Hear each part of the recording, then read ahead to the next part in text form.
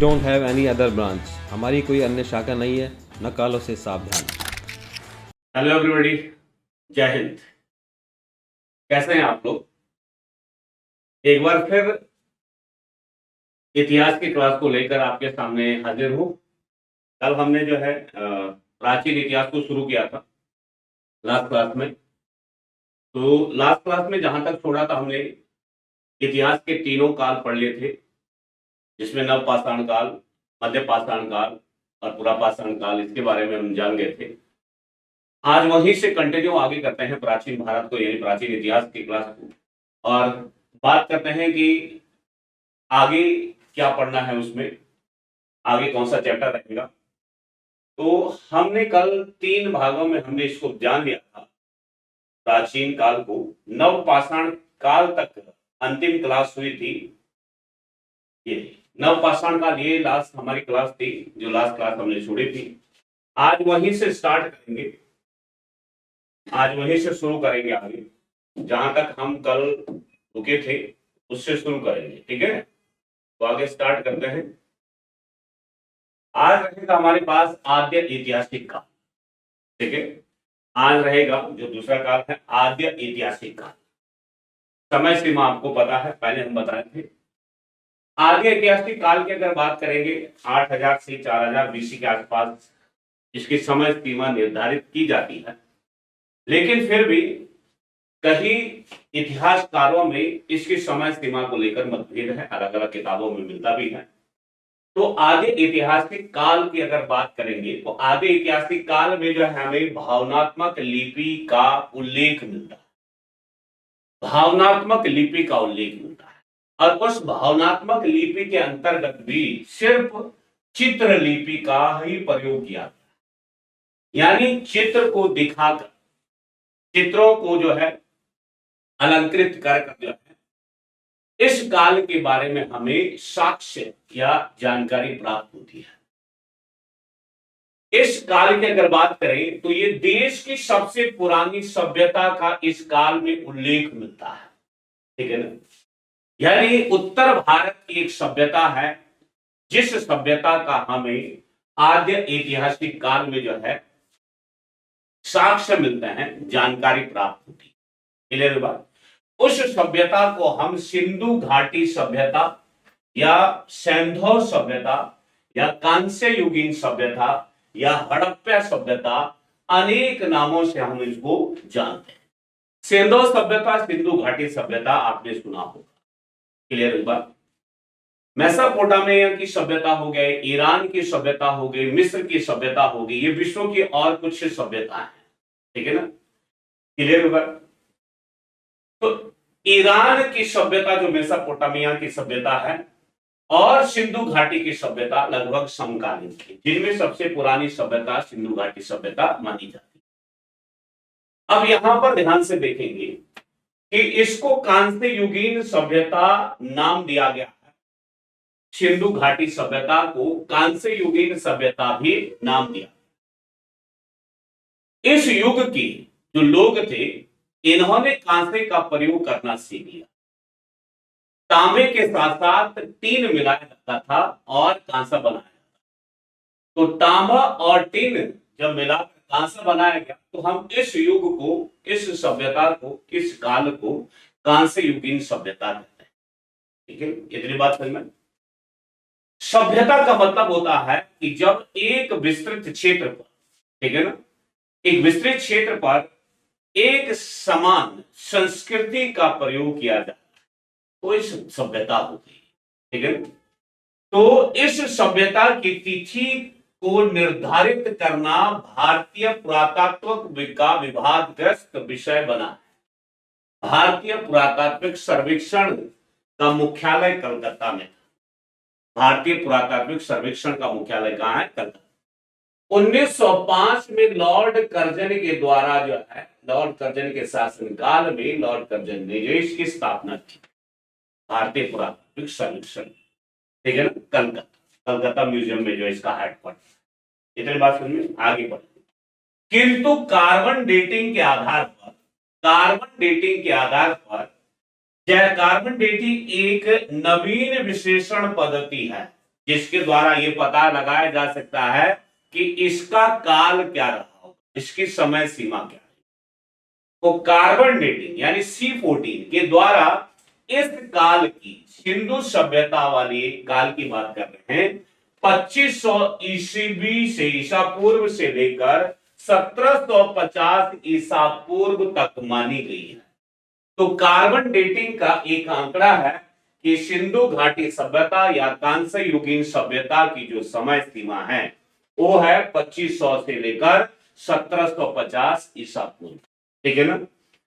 इसका नाम हड़प्पा संस्कृति पड़ा है क्योंकि हड़प्पा संस्कृति या हड़प्पा सभ्यता भी इसको कहते हैं, क्योंकि इसकी जानकारी सबसे पहले 1921 ईस्वी में पाकिस्तान में अवस्थित हड़प्पा नामक आधुनिक स्थान से प्राप्त हुई।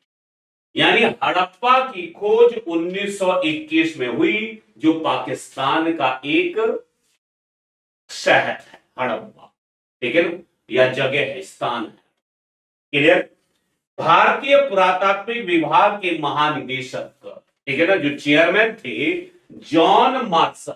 कौन? John Marshall. जॉन मार्शल के 2 मंत्री हुआ करते थे। ठीक है ना, जॉन मार्शल के 2 मंत्री हुआ करते थे, राय बहादुर दयाराम साहनी, जिन्होंने जो है 1921 में हड़प्पा की खुदाई की थी, और राखल दास बनर्जी, जिन्होंने 1922 में मोहनजोदड़ो की खुदाई। क्लियर। और हड़प्पा और मोहनजोदड़ो की खुदाई भी कहीं ना कहीं सिंधु घाटी सभ्यता के साक्ष्यों से जो है मिलते जुलते। इतनी बात क्लियर हुई। यानी हड़प्पा जब खोदा गया, पहले तो इसको सिंधु घाटी सभ्यता बोलते हैं या सिंधु घाटी सभ्यता बोलते हैं। सिंधु नदी के आसपास की जो सभ्यता थी उसको सिंधु नदी घाटी सभ्यता के नाम से जाना जाता है, और विश्व की प्राचीनतम सभ्यता में से एक है। कांस्य युगीन सभ्यता, जब इस सभ्यता के लोगों के द्वारा कांसे का प्रयोग किया गया, और कांसे का प्रयोग तांबा और टीन को मिलाकर किया। क्लियर। लेकिन इसको बाद में हड़प्पा सभ्यता नाम दिया गया। हड़प्पा सभ्यता नाम क्यों दिया गया है कि हड़प्पा नामक स्थान से जो साक्ष्य, जो प्रमाण, जो अवशेष प्राप्त हुए हैं, जब उनको एक साथ मिलाया गया है, सिंधु घाटी के जो अवशेष थे उनके साथ एक साथ मिलाया गया, मोहनजोदड़ो के जो अवशेष थे उनको मिलाया गया, तो कहीं ना कहीं ये अवशेष आपस में मिलते जुलते थे, कहीं ना कहीं संस्कृति को, एक ही संस्कृति को दर्शा रहे थे। तो बाद में इस सभ्यता को जो है हड़प्पा सभ्यता नाम भी दिया गया। यानी बाद में इस सभ्यता को हम हड़प्पा सभ्यता नाम देते हैं। क्लियर। अगर मैं सिंधु घाटी सभ्यता की बात करूं तो सिंधु घाटी सभ्यता का विस्तार कहां से कहां तक था, थोड़ा इसके बारे में जान लेते हैं कि सिंधु घाटी सभ्यता कहां से कहां तक विस्तारित थी। सिंधु घाटी सभ्यता की अगर बात करेंगे तो यहां थोड़ा सा ध्यान से देखेंगे। सिंधु घाटी सभ्यता पाकिस्तान से शुरू होगी। ऊपर चलेंगे तो सबसे पहले यहां पर मांडा पड़ता है। मांडा पड़ेगा जम्मू कश्मीर। मांडा कहां पड़ेगा? जम्मू कश्मीर। ये जम्मू कश्मीर से शुरू होगी और नीचे आएंगे मेरठ। मेरठ में आलमगीरपुर मेरठ, और उसके बाद जाएंगे महाराष्ट्र। महाराष्ट्र का देमाबाद से शुरू होकर ये जाएगी पाकिस्तान का जो बलूचिस्तान है, पाकिस्तान का जो बलूचिस्तान है, सुत का गेंडोर, इसके जगह का नाम है सुत का गेंडोर। सुत का गेंडोर तक जो है ये विस्तारित थी। सुत का गेंडोर सुन लो पहले। मांडा कहां है? जम्मू कश्मीर में। किस नदी के तट पर? चिनाब नदी के तट पर। किस नदी के तट पर? चिनाब नदी के तट पर। फिर यूपी का जो मेरठ है, आलमगीरपुर में कौन सी नदी है? हिंडसन नदी के तट पर। कौन सी नदी है? हिंडसन नदी के तट पर है। दीमाबाद की बात करेंगे, दीमाबाद महाराष्ट्र में है और यहां पर कौन सी नदी है? गोदावरी। गोदावरी नदी के तट पर दीमाबाद की बात करेंगे, गोदावरी नदी के तट पर। सुत कागोंड, सुत का गेंडोर, सुत का गेंडोर वर्तमान पाकिस्तान बलूचिस्तान में पड़ता है। सुत का गेंडोर दास्क नदी के तट पर, दास्क नदी के तट पर, दास्क नदी के तट पर। तो ये पूरा का पूरा जो है हड़प्पा कालीन जो सभ्यता थी या सिंधु घाटी सभ्यता का विस्तार था। याद रखना, दीमाबाद महाराष्ट्र, यूपी तक, ऊपर जम्मू कश्मीर और इधर पाकिस्तान तक विस्तारित थी। कौन? हड़प्पा कालीन सभ्यता। इतनी बात समझ में आई? हड़प्पा कालीन सभ्यता या सिंधु घाटी सभ्यता। हड़प्पा कालीन सभ्यता मैंने बता दिया था कि क्यों कहा गया कि हड़प्पा की खोज जब 1921 में की गई तो बाद में इनके अवशेषों को जब इन्वेस्टिगेट किया गया, इनके अवशेषों को या साक्ष्यों का जो साक्ष्य जो मिले, वहां पर जो संस्कृति देखी गई वो कहीं ना कहीं इस सभ्यता से मिलती जुलती थी। इसीलिए इस सिंधु घाटी सभ्यता या कांस्य युगीन सभ्यता को हड़प्पा कालीन सभ्यता भी कहा जाता है। हड़प्पा कालीन सभ्यता भी कहा जाता है। हड़प्पा कालीन सभ्यता ही शहरी सभ्यता के नाम से भी जानी जाती है। तो हड़प्पा कालीन सभ्यता या सिंधु घाटी सभ्यता को शहरी सभ्यता नाम भी दिया जाता है। ये भी आपको याद रखना है। क्लियर हुई बात? आगे बढ़ते हैं। अब इस सभ्यता के आगे कौन कौन से प्रमुख स्थल है, उनकी खोज किस किसने की है और कब की है, आगे पढ़ते हैं। हड़प्पा कालीन या सिंधु कालीन सभ्यता के प्रमुख स्थल की अगर बात करेंगे तो प्रमुख स्थल में आपने देखा है सबसे पहले स्थल के नीचे लिखा है हड़प्पा। तो हड़प्पा का जो वर्तमान क्षेत्र है ये पंजाब प्रांत पाकिस्तान, ठीक है? पंजाब प्रांत पाकिस्तान यानी पश्चिमी पंजाब पाकिस्तान में है वर्तमान में।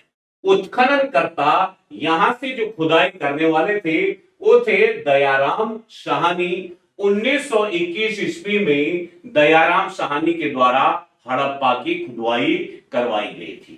किस नदी के तट पर है? ये रावी नदी के तट पर है। यहां पर क्या क्या साक्ष्य प्राप्त होते हैं? कब्रिस्तान यहां पर मिले, मानव कंकाल हड़प्पा से मिले, अन्नागार यानी अन्नागार का मतलब अन्न का जो भंडार है, अन्न को जो रखने का स्थान है, अन्नागार। ओरवली युक्त चबूतरे, चबूतरे भी मिले हैं यहाँ पर। शंख का बैल, गेहूं जौ के साक्ष्य, उर्वरता की देवी की मूर्ति, ये इंपॉर्टेंट है। उर्वरता की देवी की मूर्ति का मतलब है कि एक स्त्री के गर्भ से जो है पौधे को उगते हुए देखा गया, उसके भी यहाँ पर साक्ष्य मिले हैं, उसको उर्वरता की देवी कहा गया। तो ये सारे के सारे हड़प्पा स्थल से प्राप्त साक्ष्य हैं, ठीक है, जो कहीं ना कहीं बहुत इंपॉर्टेंट है। क्लियर हुई बात? उसके बाद है मोहनजोदाड़ो। मोहनजोदाड़ो की अगर बात, अच्छा एक चीज और है कि जो हड़प्पा कालीन सभ्यता है, हड़प्पा जो है, हड़प्पा अपने आप में या सिंधु घाटी जो सभ्यता है नगर नियोजन के लिए प्रसिद्ध थी। नगर नियोजन याद रखना, नगर नियोजन और अपने जल निकासी के लिए ये प्रसिद्ध थी। नगर नियोजन और जल निकासी के लिए ये प्रसिद्ध थी। यहाँ पर जो घर बने रहते थे वो पक्की ईंटों के घर बने रहते थे। घरों के आसपास की जो नालियां थी, नालियों में जो है पक्की नालियां बनी होती थी, लेकिन घरों के जो मुख्य द्वार हुआ करते थे वो गलियों में ना खोलकर, मतलब मेन सड़कों में ना खोलकर विपरीत दिशाओं में जो है खोले जाते थे।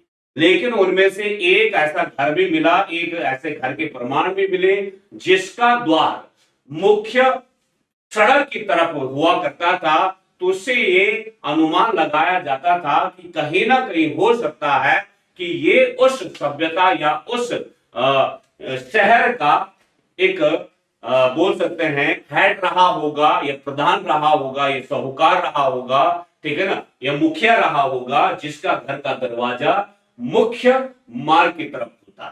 क्लियर हुई बात? उसके बाद मोहनजोदाड़ो की बात करें तो सिंध प्रांत पाकिस्तान में जो है मोहनजोदाड़ो है। राखल दास बनर्जी ने 1922 में मोहनजोदारो की खोज आपका खुदाई की थी। सिंधु नदी के तट पर ये मोहनजोदारो है, ये भी याद रखना। विशाल स्नानागार यहां से प्राप्त होता है। विशाल स्नानागार यानी बाथ, जिसमें नहाने का स्थान हुआ करता था।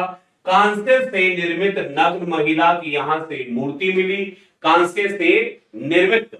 और स्वास्तिक चिन्ह यहां से मिले। स्वास्तिक चिन्ह आप जानते हैं, कुछ इस टाइप का चिन्ह रहेगा, स्वास्तिक चिन्ह ये वाला, ठीक है ना, जिसको हम आज वर्तमान में ओम वगैरह कहते हैं, पूजा अर्चना में इस चिन्ह का प्रयोग करते हैं। तो स्वास्तिक चिन्ह का यहाँ पर जो है अवशेष या साक्ष्य मिले हैं।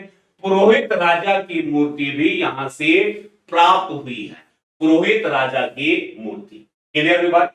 अच्छा, हड़प्पा से एक 12 कक्षों का अन्नागार मिला है, क्योंकि यहां पर अन्नागार लिखा है ना, उस पे कितने कक्ष थे? 12 कक्षों का अन्नागार मिला है, ये भी आपको ध्यान रखना, ठीक है ना। हड़प्पा का जो सबसे बड़ा अन्नागार था, 12 कक्षों का अन्नागार मिला, ठीक है ना। और यहां पर जो एक विशाल धान्यगार भी मिला है मोहनजोदारो से, धलगार और स्नानागार, स्नानागार के साथ साथ धान्यगार।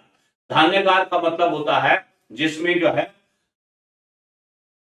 आपका धान्यगार, धन वगैरह एकत्रित किया जाता है, या आपका बोल सकते हैं भंडार हुआ करता था इस टाइप से वो, जिसकी लंबाई लगभग 45.7 मीटर और चौड़ाई लगभग 15.23 मीटर के आसपास हुआ करती थी। क्लियर? लोथल की अगर बात करेंगे तो लोथल अहमदाबाद गुजरात की बात करेंगे तो लोथल स्थल अहमदाबाद गुजरात से प्राप्त होता है।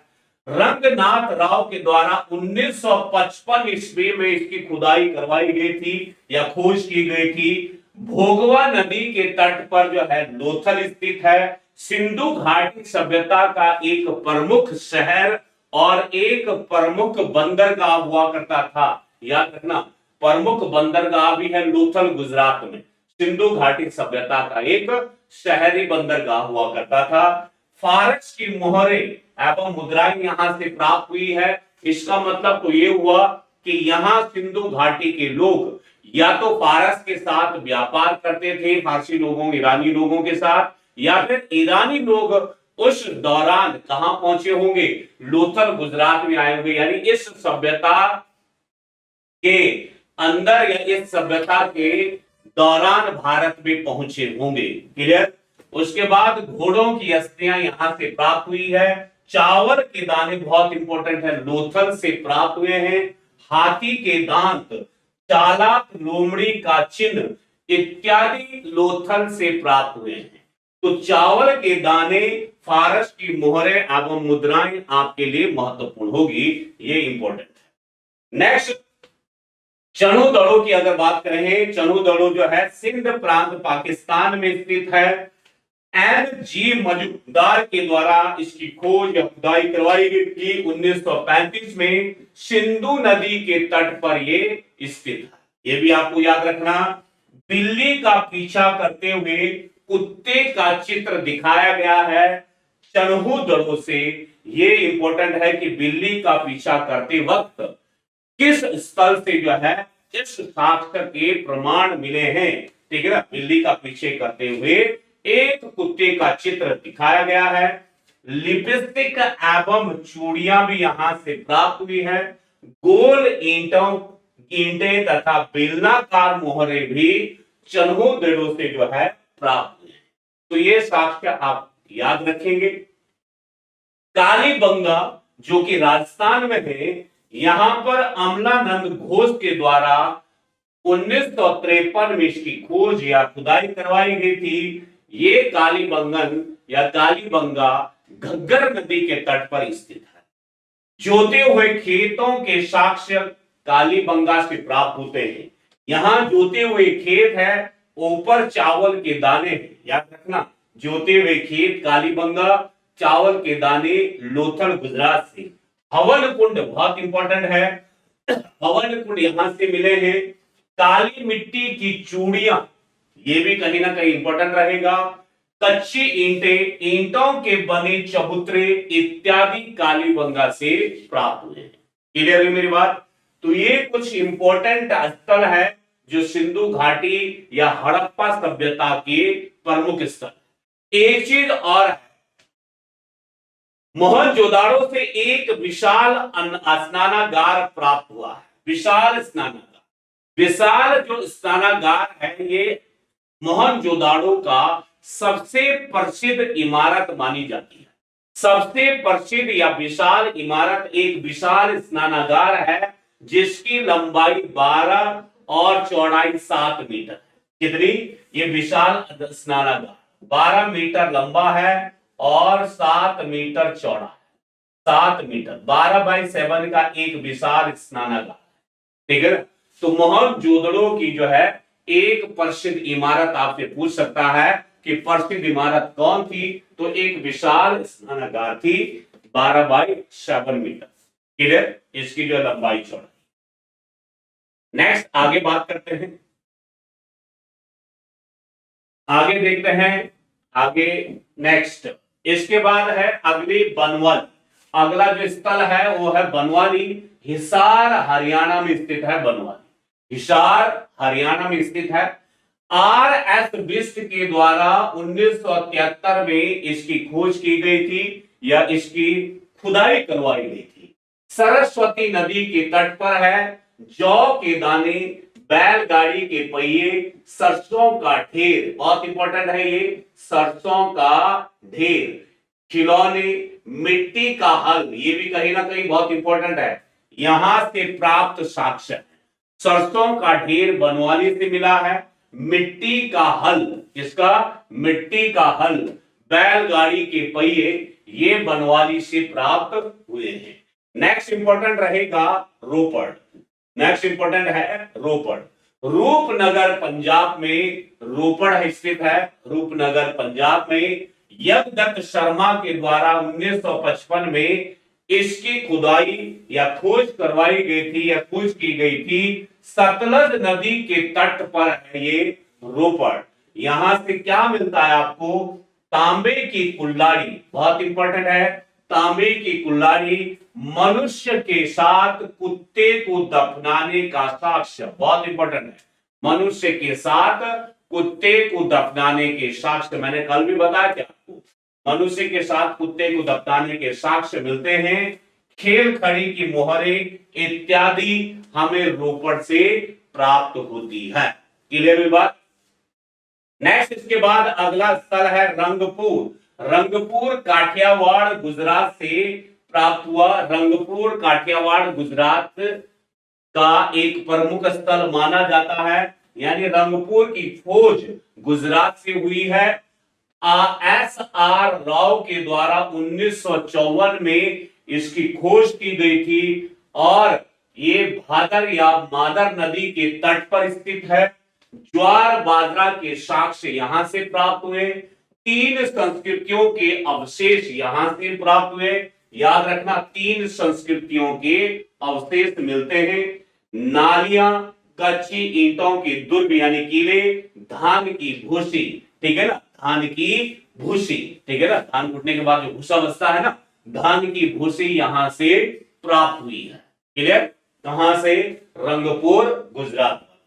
नेक्स्ट मांडा, जो मैं अभी बोल रहा था, मांडा जम्मू कश्मीर में है। जगतपति जोशी के द्वारा 1922 में इसकी खोज करवाई गई थी। जगतपति जोशी के द्वारा चिनाब नदी पर स्थित है। प्लेट, हड्डी से निर्मित बाणाग और मोहरों के साक्ष्य यहां से प्राप्त हुए हैं। ठीक है, कहां से? मांडा से। तो ये हड़प्पा कालीन या सिंधु कालीन सभ्यता के कुछ प्रमुख स्थल हैं। सारे स्थल तो नहीं है यहां पर लिखे गए, लेकिन उनमें से जो महत्वपूर्ण है, इंपॉर्टेंट है, अधिकांशतः वो स्थल मैंने आपको बता दिए हैं कि कहां कहां से क्या क्या प्राप्त हुए। इनमें से मोहनजोदारो और हड़प्पा सबसे प्रमुख है। मोहनजोदारो, हड़प्पा, चंदगढ़ो ये इंपॉर्टेंट है। लोथल इंपॉर्टेंट है, ठीक है ना, और कालीबंगा महत्वपूर्ण है। तो इनके जो साक्ष्य हैं इनको विशेष तौर पर आपको जो है ध्यान रखना। क्लियर हुई बात? आगे चलते हैं। नेक्स्ट, अब इसके बाद लिखा है कि वर्तमान में सिंधु प्रदेश में वर्तमान में सिंधु प्रदेश में पहले की अपेक्षा बहुत कम वर्षा होती है। आज की अगर बात करेंगे तो पहले सिंधु प्रदेश में बहुत ज्यादा वर्षा होती थी, लेकिन आज बहुत कम होती है, इसलिए यह प्रदेश अब उतना उपजाऊ नहीं रहा। कहने का मतलब इसका यह है कि सिंधु घाटी सभ्यता के दौरान, जिस दौरान ये सभ्यता अपने चरम सीमा पर थी, उस समय यहाँ पर भारी बारिश भी होती थी और फसलें भी यानी कृषि भी अच्छी खासी हुआ करती थी। लेकिन वर्तमान में यह क्षेत्र कम वर्षा वाला क्षेत्र है और उपजाऊ की दृष्टि से थोड़ा कम हो गया। अब सिंधु घाटी सभ्यता के लोग जब यहाँ पर बाढ़ आती थी तो बाढ़ उतर जाने पर नवंबर के महीने में बाढ़ वाले मैदानों में बीज डाल देते थे, यानी फसलें बो देते थे। इनको लगता था कि नवंबर में यहाँ पर बाढ़ कम हो जाएगी, पानी कम हो जाएगा, तो वहां पर अपने खेतों में ये फसलें बो देते थे और अगली बाढ़ से पहले यानी अप्रैल महीने से पहले पहले गेहूं जौ की फसलों को काट लेते थे। इसका मतलब तो ये हुआ कि सिंधु घाटी सभ्यता के लोग ये भी जानते थे कि घाटी में बाढ़ आने की समस्या ज्यादा है, तो बाढ़ जिस दौरान पानी का स्तर कम हो गया, बाढ़ का स्तर कम है, तो खेतों में फसलें डाल दिया और जिस दौरान बाढ़ बढ़ जाएगी उससे पहले फसलों को काट दिया जाता। अब वो कौन सी फसल है जो उस दौरान पर्याप्त मात्रा में जो है जिसका उत्पादन किया जाता था, वो थी गेहूं और जौ। क्लियर हुई बात। नेक्स्ट, हड़प्पाई लोग बैल, गाय, भैंस, बकरी, भेड़ और सुअर पालते थे। इन सभी पशुओं को जो है पाला करते थे। इन्हें कुबड़ों वाला सांड, जिसका कुबड़ आया रहता था, जो थोड़ा सा ऊपर से जो है उठा हुआ रहता था, विशेष प्रिय था। कुबड़ों वाला सांड विशेष प्रिय था। इसके अतिरिक्त गधे और ऊंट भी रखा करते थे। ठीक है, लगभग लगभग अगर देखें हम तो हड़प्पाई लोग जो है सभी जानवरों से जो है परिचित थे, जिनमें बैल, गाय, भैंस, बकरी, भेड़ तो है ही, सुअर भी पालते थे, कुबड़ सांड भी हुआ करता था, गधे और ऊंट भी हुआ करते थे। क्लियर। हड़प्पाई लोग कांसे के निर्माण और प्रयोग से भली भांति परिचित थे। जैसे कि मैंने पहले बताया कि हड़प्पाई लोग जो है कांसे का प्रयोग किया करते थे और कांसे में सामान्यतः तांबे और टीन को मिलाकर कांसा बनाया जाता था और इसी कांसे से जब इन्होंने कांसे का प्रयोग करना शुरू किया तो इस युग को हम कांस्य युगीन सभ्यता भी कहते हैं। क्लियर हुई बात। हड़प्पाई लोग सिंधु सभ्यता क्षेत्र के भीतर पत्थर, धातु और हड्डी आदि का व्यापार करते थे। यानी हड़प्पाई लोग जो हड़प्पा के आसपास के लोग तो है, इस सभ्यता के अंदर पत्थर, धातु और हड्डियों का व्यापार किया करते थे। ठीक है ना, क्योंकि पत्थर उस समय एक औजार का काम किया करता था। पत्थरों से बने जो औजार हुआ करते थे, धातुओं से बने जो औजार हुआ करते थे, वे धातु के सिक्कों का प्रयोग नहीं करते थे। यानी व्यापार में या तो पत्थर या धातु या हड्डियां दिया करते थे, लेकिन सिक्कों का प्रयोग नहीं था, सिक्कों का प्रयोग नहीं किया करते। क्लियर हुई बात। सिंधु सभ्यता के निवासी शाकाहारी मांसाहारी दोनों हुआ करते थे। यानी इस घाटी के सभ्यता के लोग सिंधु घाटी सभ्यता के लोग मांस का सेवन भी करते थे और शाकाहारी भी हुआ करते थे। भोज्य पदार्थों में गेहूं, जौ, मटर, तिल, सरसों, खजूर, तरबूज के साथ साथ गाय, सुअर, बकरी, मछली आदि का मांस भी प्रयोग में लाया जाता था। यानी मांस का सेवन में गाय, सुअर, बकरी और मछली इत्यादि मांस प्रमुख रूप से प्रयोग में लाया करते थे। क्लियर, इतनी बात समझ में आई। मनोरंजन के लिए पासे का खेल खेला करते थे, है ना, नृत्य किया करते थे, शिकार इनका मनोरंजन था, पशुओं की लड़ाई इनका मनोरंजन का विषय था। ये सारे के सारे साधन इनके मनोरंजन के हुआ करते थे। ठीक है, धार्मिक उत्सव एवं समारोह के समय पर धूमधाम से जो है ये अपने त्योहारों को मनाते थे। ठीक है ना, यानी धूमधाम से सिंधु घाटी के लोग अपने धार्मिक उत्सव या समारोह समय समय पर टाइम टू टाइम मनाया किया करते थे। क्लियर हुई बात? इतना समझ में आया? मैं पहले बता चुका हूं कि हड़प्पा कालीन सभ्यता या सिंधु घाटी सभ्यता अपने नगर नियोजन के लिए प्रसिद्ध है। ठीक है ना? यहाँ की नगर नियोजन बहुत ही विशेष थी, बहुत ही फेमस थी। यहाँ पर जो नगर बसाए जाते थे उनके दरवाजे गलियों की तरफ खुला करते थे, मुख्य द्वार सड़कों मुख्य मार्ग की तरफ नहीं हुआ करते थे। मैं पहले आपको बता रहा हूं, ईंटें जो है आपका पक्की ईंटों से घर बनाए जाते थे और पक्की जो है नालियां बनाई जाती थी।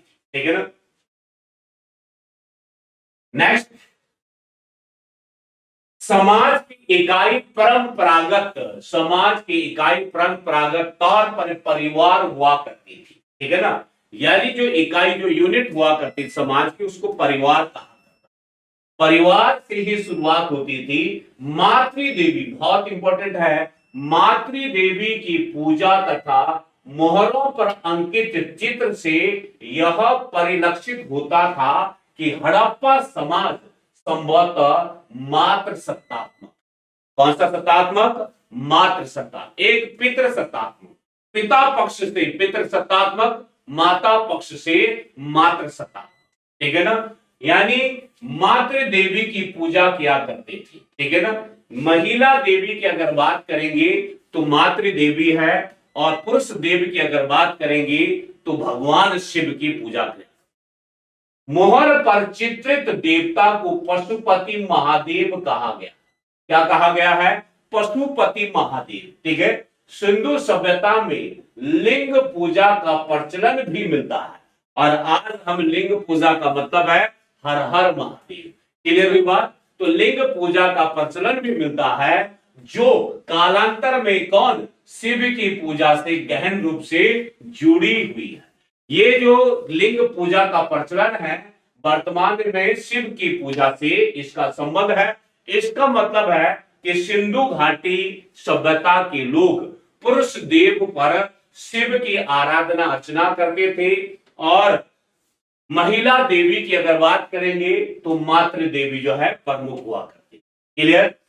सिंधु सभ्यता में मृतकों के अंतिम संस्कार की 3 प्रथाएं चला करती थी। सिंधु घाटी सभ्यता के लोग जब कोई व्यक्ति मर जाता था तो उसकी 3 प्रथाएं चला करती थी। नंबर 1 दाह संस्कार, दाह संस्कार यानी अंतिम संस्कार। नंबर 2 पूर्ण समाधि, यानी उसकी जो है पूरी परफेक्ट समाधि बना दी जाती थी। और नंबर 3 आंशिक समाधिकरण। पूर्ण समाधिकरण और आंशिक मतलब होता है कम मात्रा, उसको समाधि के तौर पर रखा जाता। तो आंशिक हो गया, पूर्ण हो गया और कंप्लीट दाह संस्कार। तो ये 3 दाह संस्कार जो है किसके चला करते थे? ये 3 दाह संस्कार चला करते थे सिंधु घाटी सभ्यता के लोगों की। इतनी बात समझ में आई? तो आई थिंक आपको ये सिंधु घाटी सभ्यता लगभग समाप्त सिंधु घाटी सभ्यता या हड़प्पा कालीन सभ्यता या सिंधु घाटी सभ्यता के बारे में आप जान गए होंगे कि इस सभ्यता के क्या क्या विशेषताएं थी। क्लियर हुई बात? सभ्यता हड़प्पा कालीन बाद में पड़ा, जब हड़प्पा नामक स्थान से इसकी खोज की गई थी। क्लियर? सिंधु घाटी, हड़प्पा कालीन, कांस्य युगीन, सैंधव सभ्यता लगभग अब एक ही नाम होंगे। ठीक है? क्योंकि ये सभ्यता ऐसी सभ्यता थी जो एक विस्तारित या विस्तृत क्षेत्र पर फैली हुई थी। जम्मू कश्मीर से लेकर यूपी, महाराष्ट्र और जाके बलूचिस्तान तक सिंधु घाटी सभ्यता का विस्तार माना गया, और यहां लगभग इस जगह पर एक ही संस्कृति का प्रभाव देखने को मिलता है। क्लियर बात? तो ये सिंधु घाटी सभ्यता से जितना मैंने आपको बताया उतना आप अच्छे से कर लेंगे। महत्वपूर्ण प्रश्न है। आज की क्लास को हम यहीं पर समाप्त करते हैं। जितना आपको बताया गया उसको अच्छे से पढ़े, उसके नोट डाउन करें जो क्वेश्चन आपके बनते हैं। ठीक है? तो चलिए अपना ख्याल रखें। अगली क्लास में मिलते हैं नेक्स्ट टॉपिक के साथ या नेक्स्ट चैप्टर के साथ। तब तक अपना ख्याल रखें। जय हिंद।